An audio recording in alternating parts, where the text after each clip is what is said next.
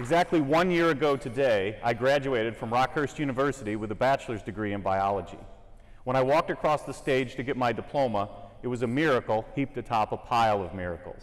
And it was well over a decade in the making. See, I started out as you. I graduated from DeSmet and then headed off to college. But when I was 21, I got sick. I was so sick that I had to drop out of school. I spent the next 11 years homebound, forced by my condition to lay 22 hours a day in a hospital bed in my living room. I saw doctor after doctor, and they struck out. They couldn't tell me what was wrong or what would help me. For the next decade, I could walk only about 50 feet and stand for only about the length of a commercial break. If I overdid, which meant exceeding any of those limits, my heart would race, my pulse would pound, the room would spin, and I would have muscle cramps. It felt like someone ran a cheese grater over my forearms.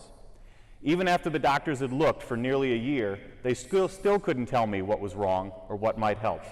So it was clear to me, no one was coming to my rescue. And that's when I decided to tackle my problem like a scientist. From my bed, I read 1,000 and 2,000-page medical texts, pharmacology, endocrinology, physiology. I tried to figure out what was wrong with me. And I knew it would be something rare because if it was something common, the doctors would have found it. Well, I found something. I thought I knew what was wrong. I thought that the autonomic nervous system, this is the body's adrenaline system that controls heart rate, blood pressure, and metabolism, I thought maybe that was malfunctioning in me. And I pieced together the evidence I had, and I presented it to the doctors that I was seeing. And they said, problems like you described don't exist. And I said, but they could. So they weren't convinced, and that was the stalemate.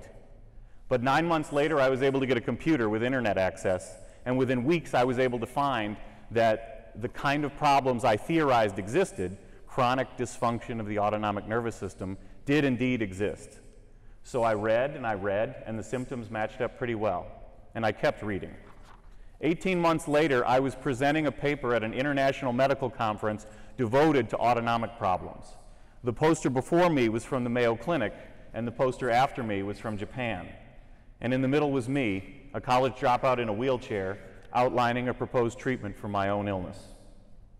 That was 3 years into my illness. It took another 2 years, so 5 total, before I found a researcher willing to collaborate with me. Together, he and I got the data to show that I did have that kind of autonomic problem. And we tried my proposed treatment.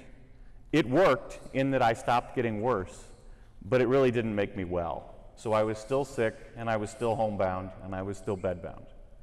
It took another 2 years of research to figure out exactly what kind of adrenaline problem I had. I worked with Dr. Cecil Coughlin, my physician mentor, at the University of Alabama, 4 states away, and I worked with about a dozen other folks to figure it out. My autonomic adrenal disease didn't have a name, but it involved the part of the adrenal gland that made adrenaline. The head of clinical research at Vanderbilt and I joked that we should name it Lindsay syndrome. Frankly, that's still the simplest name. So 7 years into my illness, Dr. Coughlin and I faced some very good news and some very bad news. The good news was my problem should be surgically correctable. There would be a surgery that could fix me. The bad news was there was no good surgery to do that. The only surgery that existed would give me a new disease. And if you're a doctor, you take an oath to do no harm. So the idea of giving a patient a new disease in the hope it's better than the one they have is not very appealing. The adrenal glands are like a hard-boiled egg, if you think of them that way. There's an outside and then there's the yolk. We needed to remove the yolk and leave some of the outside so that I wouldn't get another disease. And when there wasn't a way to do that, and the world experts said it was a nearly impossible task, I just wasn't willing to live sick if there was a chance to be well. So I decided to develop the surgery to fix me. It took me 2.5 years to prove that this impossible surgery was possible, and I had to do it from my hospital bed. I worked with doctors, scientists, surgeons, ethicists, large animal veterinary surgeons, and medical historians from all over to get this done. After years of looking, I found an article that showed that the surgery that was supposed to be impossible in humans was possible in rats. When I kept digging, I found that the surgery I needed had been done in cats in 1926 at Harvard, and then again in 1940 in Oregon. The problem was neither of those articles explained how to do it. So I was in a very unusual situation where biology researchers 80 years ago thought so little of how to do this surgery that they didn't explain how they did it, and the world's best human surgeons today were stumped on how to tackle it. Well, we finally got the answer of how to do the surgery. It came in an article from Argentina that was published in 1923. That's the year before The Great Gatsby came out. And the way they did the surgery was they opened the dog's adrenal gland with a sharp Gillette blade, like a book, and scooped out the middle with a small, hard spoon. Then they sewed it back up. So it took me another 18 months to build the surgical team to do the surgery, and we left the spoons at the breakfast table. But we were able to take an animal lab procedure from 90 years ago and turn it into a modern human surgery. And after 11 years bedbound, I'd finally earned the chance to bet my life on the operating table for the surgery I developed for my own condition. And it paid off. I got 2 surgeries because there are 2 adrenal glands. And even though recovery was complicated and took a couple years, I got my health back. Now I speak to companies and universities about the skills it takes to make unlikely things happen, and I work with them on building the kind of trust that I built with my doctors. And when I got my health back, I went back to school. As I said, I graduated from Rockhurst a year ago today. The last stumbling block to my degree was a 2-hour course called Introduction to Research. Now, I wouldn't have time to take that class to graduate, and that was actually a sticking point. But I had done some research, 14 years of it.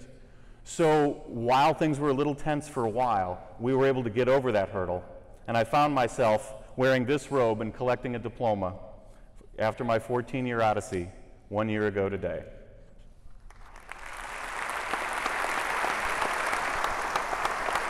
So how did I do all that? And when I went back to college, did I learn anything that could help you? Yes. It all hinges around the idea of your dreams and how you interact with the world. This is supposed to be the part of the speech where I tell you that your dreams matter to the world and that you need to declare them and chase them. But instead, I'm going to tell you something that can change your life. If you want your dreams to come true, the fastest way to get them is to stop pretending that they matter to the world. They don't. You can find a stack of articles calling your generation selfish and entitled and silly, even if it's not true. People find that after they graduate college, they end up resentful and disillusioned after just a few years. Well, I know why that is, and I know what to do about it.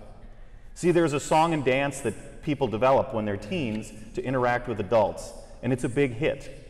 Basically, you tell them what you're studying, and you tell them where you want to go to school, and you pick a vaguely aspirational career, doctor or engineer or something. And they eat it up. And it's been a crowd pleaser with your grandparents and aunts and uncles and your parents and friends and even your teachers. And it has led you to the conclusion that the adults of the world dig hearing about your hopes and dreams. But the truth is, your grandma lied to you. Or at least the conclusion you reached from her love is entirely wrong. Because adults don't care about that. Why not? They don't care about your dreams because in a world full of strangers, you guys are just one more of those strangers. Now, that shouldn't be something to be depressed about. If we think about it, we know that it's true because in a sense we aren't really that stoked about their dreams either. But the problem is your life experience with your family and teachers has taught you that a good way to engage the world and the adults who run it is to talk about yourself and to let other people admire your dreams and goals, to let them into your life a little bit and talk about that. So if you go on a job interview and it goes a little like your college application, and you bust out the old blah, blah, blah, and you say that this job will give me the experience I need to get the job I'm looking for so I can fulfill my potential, you won't get the job. And you may think that guy or that lady just didn't get me. And it's not just in some job interview that this comes up. The idea that the world should or does care about your dreams can shape hundreds of decisions you make each week. And then every time you butt up against the reality that they don't, you risk becoming disillusioned. But that doesn't have to happen. So how should you interact with the adults that run the world? Well, I figured it out by accident when I was 17 and I joined the Smet school newspaper. And a few years later, it saved my life. I'm a talker, But on the newspaper, I became a listener. I interviewed people so I could share their stories. Now, not everybody likes to talk. So to get people to talk to me, I had to find out what they were focused on. Then they'd open up. Now, it wasn't hard. The guy who runs the fly fishing shop cares about fly fishing. And the guy waxing his classic car cares about cars. And the lady who baked the stuff for the bake sale for the charity cares about, and this is a twofer, baking and that charity. That's what they were focused on, and it was easy to get people to engage if I talked to them about what they were focused on. So here's the lesson. If you engage a person about the thing that he or she is primarily focused on, you will find that you can connect with almost anyone. Once you understand this, you can connect with almost anybody. It doesn't matter if it's a neighbor or a U.S. senator. If you understand what they're focused on, you'll understand how to engage her. That's how I got to work with 35 different doctors, surgeons, scientists, ethicists, historians, and veterinarians at 28 different institutions, most of which I could never go to because I was stuck in my house. And that's how I got my surgery.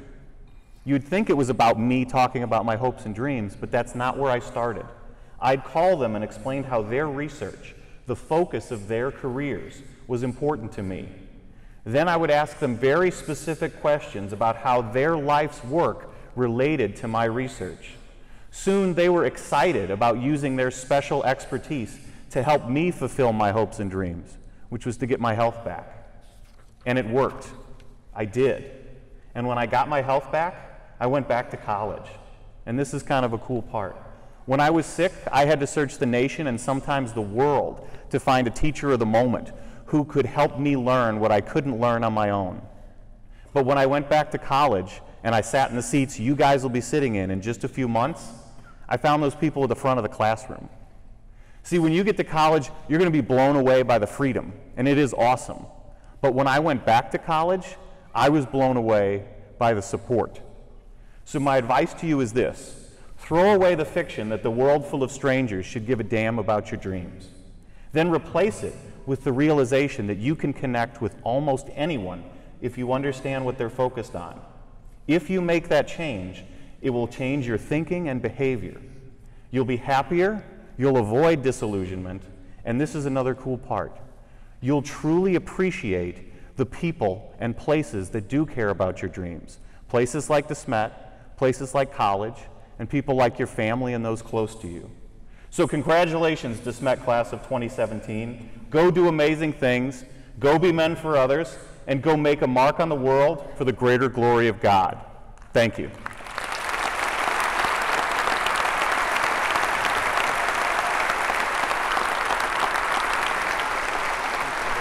Thank you.